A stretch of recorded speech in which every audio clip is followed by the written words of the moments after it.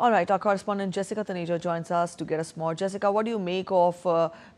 in which direction is the conflict, is the war heading to? Because on one hand, we've seen US pulling out the ships from the region, and at the same time, Iran vehemently warning US of against any further attacks. How do we expect the situation to pan out further?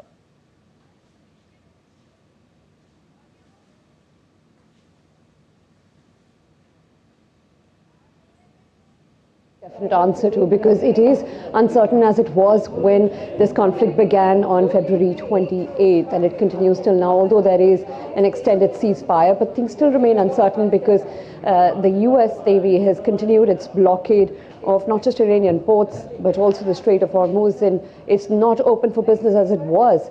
just before this conflict started. And if you look at the oil prices that have been surging 110, 120, even reaching $127 per barrel in the past, that is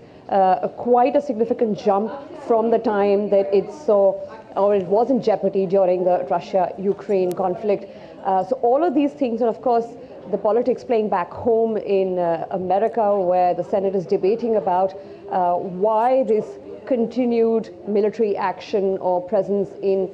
the West Asia still,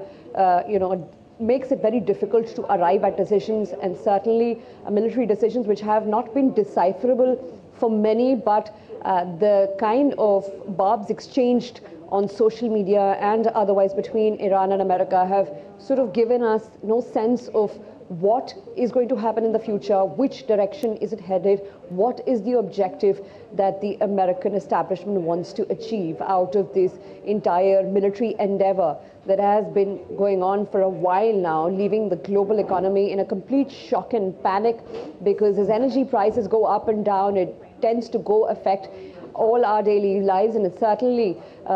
takes up the cost of living a bit higher than usual, and those effects will be visible in the future, Preeti, because right now, even if the Strait of Hormuz, the blockade is reopened, what will happen is a narrow transit waterway that was allowing more than 130 ships, roughly 130 ships during its usual course of time. Even if the blockade is eased and Iran allows ships to pass through, there'll be it will take a while to sort of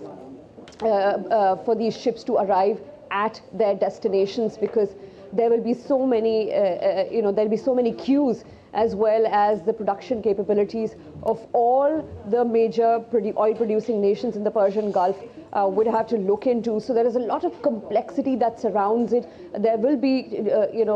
difficulties in terms of securing energy supply, but all one hopes for is that situation really eases at this point, because the energy shock is what brings in recession, and those fears are looming. All right, Jessica, we'll leave it here. Thank you so much for joining in with those inputs.